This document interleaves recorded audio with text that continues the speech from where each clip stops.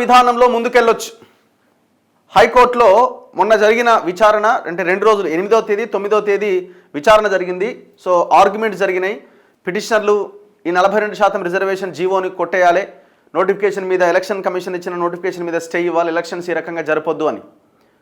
So ఇటువైపున ప్రభుత్వం తరపున అన్ని రకాల అవకాశాలు ఉన్నాయి, 42% అమలు చేయాలని వీళ్ళు వాదించారు. మొత్తానికి హైకోర్టు జీవో 9 మీద స్టే విధిస్తూ ఒక నిర్ణయం తీసుకుంది. మేము కారణాలు ఏంటి అనేది మళ్ళీ చెప్తామన్నారు. ఆ కారణాలు ఏంటి అనేది డీటెయిల్డ్గా నిన్న హైకోర్టు చాలా స్పష్టంగా చెప్పడం జరిగింది. ఏం చెప్పింది ఇందులో? ఎలక్షన్ కమిషన్ ఇచ్చిన నోటిఫికేషన్ను కూడా ఆపమని చెప్పిందా? మేము ఎలక్షన్ ప్రాసెస్లో జోక్యం చేసుకోలేదు కూడా, మేము ఎలక్షన్ నోటిఫికేషన్ ఎక్కడా ఆపలేదు అని చెప్పింది. అంటే మరి ఎలక్షన్లు జరుగుతాయా? అందరికి వెంటనే వచ్చే క్వశ్చన్ ఇదే కదా. మరి ఇమీడియట్గా ఎలక్షన్ జరుగుతాయా? ఎలక్షన్ నోటిఫికేషన్ మీద లేదు కదా అని అంటే జీవో 9 మీద స్టే ఉంది. జీవో 9 ఏం చెప్తున్నది? 42% బీసీలకు రిజర్వేషన్లు కల్పిస్తూ ఇచ్చిన జీవో అది. మరి ఆ జీవో స్టే ఉంటే మరి ఏ రకంగా ఎలక్షన్లకు వెళ్ళొచ్చు? పాత రిజర్వేషన్ల ప్రకారం వెళ్ళొచ్చు. ఎస్సీ ఎస్టీలకి పోను, మిగిలిన రిజర్వేషన్ ఎంత 21, 23 ఎంత ఉంది కదా, ఆ రిజర్వేషన్ ప్రకారం మీరు కనుక ఎలక్షన్లకు ముందుకెళ్తే ఎలాంటి అభ్యంతరం లేదని చెప్పింది కోర్టు. సో సేమ్ నోటిఫికేషన్తో. సో కాబట్టి మరి వెళ్ళడానికి అవకాశం ఉందంటే కష్టం. ఎందుకు? ఆల్రెడీ వీళ్ళు హామీ ఇచ్చారు, ప్రకటన చేశారు, మళ్ళీ పాత రిజర్వేషన్లతో పోతే జనము బీసీలు ముఖ్యంగా తంతారు. సో కాబట్టి ప్రభుత్వం ఏం చేయబోతుందట? బీసీ రిజర్వేషన్లపైన సుప్రీంకోర్టుకు వెళ్ళే అవకాశం ఉందట. స్పెషల్ లీవ్ పిటిషన్ దాఖలుకు ప్రభుత్వం సన్నాహాలు చేయబోతుందట. అసలు ఏం చెప్పింది నిన్న కోర్టు? ఇగో, పాత విధానంలో ముందుకెళ్ళొచ్చు, రిజర్వేషన్లు 50% మించొద్దు. జీవో 9, జీవో 41, జీవో 42 స్టే ఉత్తర్వుల్లో హైకోర్టు ఎన్నికల ప్రక్రియలో జోక్యం చేసుకోలేదు అని స్పష్టీకరణ.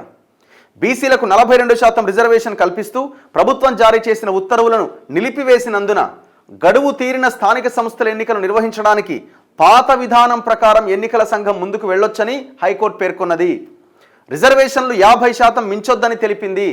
స్థానిక సంస్థల కాలపరిమితి దాటినప్పుడు రాష్ట్రం, కేంద్ర పాలిత ప్రాంతాల్లో ట్రిపుల్ టెస్ట్ నిర్వహించే పరిస్థితులు లేకపోతే ఒకసారి చూడండి, ఆ దామాషా సీట్లను ఓపెన్ కేటగిరీ సీట్లుగా నోటిఫై చేసి ఎన్నికలకు వెళ్ళొచ్చంటూ రాహుల్ రమేష్ వాగ్ కేసులో సుప్రీంకోర్టు 2022లో మధ్యంతర ఉత్తర్వులు జారీ చేసింది. ట్రిపుల్ టెస్ట్ కనుక ఒకవేళ అమలు చేసే పరిస్థితి లేకపోతే మిగతా సీట్లన్నింటినీ కూడా జనరల్ సీట్ల కింద భావించి మీరు ఎలక్షన్లకు వెళ్ళొచ్చని సుప్రీంకోర్టు చెప్పింది. దీని ప్రకారం 42% జీవోను ఈ కోర్టు నిలిపివేసినందున దామాషా సీట్లను ఓపెన్ కేటగిరీ కింద నోటిఫై చేసి స్థానిక సంస్థల ఎన్నికలపైన ముందుకు వెళ్ళొచ్చని స్పష్టతనిచ్చింది. బీసీలకు 42% రిజర్వేషన్లు కల్పిస్తూ జారీ చేసిన జీవో 9, ఎన్నికల ప్రక్రియకు సంబంధించి జారీ చేసిన 41 అండ్ 42లను ఎన్నికల షెడ్యూల్, నోటిఫికేషన్ను సవాల్ చేస్తూ దాఖలైన పిటిషన్లపైన ప్రధాన న్యాయమూర్తి justice Aparesh Kumar Singh, justice G M మొహినుద్దీన్లతో కూడిన ధర్మాసనం స్టే ఇచ్చిన విషయం తెలిసిందే. ఈ ఉత్తర్వుల పూర్తి ప్రతి పాఠం శుక్రవారం అర్ధరాత్రి అందుబాటులోకి వచ్చింది. అందులో ధర్మాసనం ఏం చెప్పిందంటే, వికాస్ కిషన్ రావు గవాలీ కేసును పరిగణలోకి తీసుకొని, ఏది మహారాష్ట్రకు సంబంధించిన కేసు, జీవో 9, జీవో 41, జీవో 42 నిలిపేస్తూ మధ్యంతర ఉత్తర్వులు జారీ చేస్తున్నాం. ప్రతివాదులు లేవనెత్తిన అన్ని అంశాలపై మేం ఎలాంటి అభిప్రాయం వ్యక్తం చేయలేదు. ఎన్నికలకు ముందుకు వెళ్ళొచ్చు, అయితే రిజర్వేషన్లు 50%కి మించరాదు. గానే ఉన్నది తిరకాసు. పెద్ద అడ్డంకి అదే. సుప్రీంకోర్టు గతంలో చెప్పిన కేసెస్ ఏవైతే తీర్పులు ఉన్నాయో 50%కి మించొద్దు అన్ని రిజర్వేషన్లు కలిపి, ఆ 50%కి మించొద్దు అని మేము భావిస్తున్నాము అని చాలా స్పష్టంగా కోర్టు చెప్పింది. దామాషా సీట్లను ఓపెన్ కేటగిరీగా నోటిఫై చేసి ఎన్నికలు నిర్వహించాలి. బీసీలకు 42% రిజర్వేషన్ కల్పిస్తూ ప్రభుత్వం జీవో 9 జారీ చేసింది. దీని కారణంగా రిజర్వేషన్లు 67%కి చేరుతాయి. జీవో జారీ చేయకముందు ఎస్సీలకు 15%, ఎస్టీలకు 10%, ఓబీసీలకు 25%, మొత్తం 50% రిజర్వేషన్లు ఉండగా ఇవి వికాస్ కిషన్ రావు గవాలీ కేసులో సుప్రీంకోర్టు విధించిన 50% పరిమితికి లోబడి ఉన్నాయి. ఓబీసీలకు రిజర్వేషన్లు కల్పించే ముందు కృష్ణమూర్తి కేసులో పేర్కొన్న ట్రిపుల్ టెస్ట్ విధానాన్ని ఖచ్చితంగా అమలు చేయాల్సిందే. ట్రిపుల్ టెస్టుకు అనుగుణంగా రాష్ట్రంలో వెనుకబడిన వర్గాలపై సర్వే నిర్వహించడానికి ప్రత్యేక కమిషన్ ఏర్పాటు చేసి కమిషన్ నివేదిక ఆధారంగా రిజర్వేషన్లు కల్పించినట్లు రాష్ట్ర ప్రభుత్వం వాదన వినిపించింది. భూసాని వెంకటేశ్వరరావు గారి కమిషన్ ఏదైతే ఉందో మేము ఆ కమిషన్ వేసి ఆ బీసీలకు జరుగుతున్న అన్యాయం గురించి మేము రిపోర్ట్ తెప్పించాము అని చెప్పడం జరిగింది రాష్ట్ర ప్రభుత్వం. ఎస్సీ ఎస్టీ బీసీలకు 50% పరిమితి అన్నది కఠినమైన నియమం కాదని, సవరించుకునే వెసులుబాటు ఉందని వాదించింది. ఈ వాదన సమర్థిస్తూ ఇందిరా సహాని జనహిత్ అభియాన్ కేసులు ప్రస్తావిస్తూ ఆర్థికంగా వెనుకబడిన వారికి 10% రిజర్వేషన్లు కల్పించిన విషయాన్ని మా దృష్టికి తెచ్చింది. ఎంఆర్ బాలాజీ కేసులో 50% పరిమితి తప్పనిసరి కాదని, వెనుకబడిన ఈశాన్య రాష్ట్రాల వంటి ప్రాంతాలకు ప్రత్యేక పరిస్థితుల్లో మినహాయింపులు ఇవ్వొచ్చని సుప్రీంకోర్టు పేర్కొన్నదని తెలిపింది. ఇదంతా ఎవరు చెప్తున్నారు? ప్రభుత్వం వాళ్ళకు ఆ కోర్టులో వాదించింది. సుప్రీంకోర్టు వెలువరించిన తీర్పులన్నింటినీ పరిశీలించిన నేపథ్యంలో జీవో 9, జీవో 41, జీవో 42 జారీ చేసే ముందు వికాస్ కిషన్ రావు గవాలి కేసులో పేర్కొన్న 50% పరిమితిని అమలు చేయడంలో విఫలమైందని ఈ ధర్మాసనం ప్రాథమికంగా అభిప్రాయపడుతోంది. రాజ్యాంగంలోని ఆర్టికల్ 243(o) ప్రకారం సెప్టెంబర్ 29న ఎన్నికల సంఘం జారీ చేసిన ఎన్నికల ప్రక్రియలో జోక్యం చేసుకోలేదని ధర్మాసనం తేల్చి చెప్పింది. ఎన్నికల ప్రక్రియను ఈ కోర్టు నిలిపివేయలేదని పేర్కొన్నది.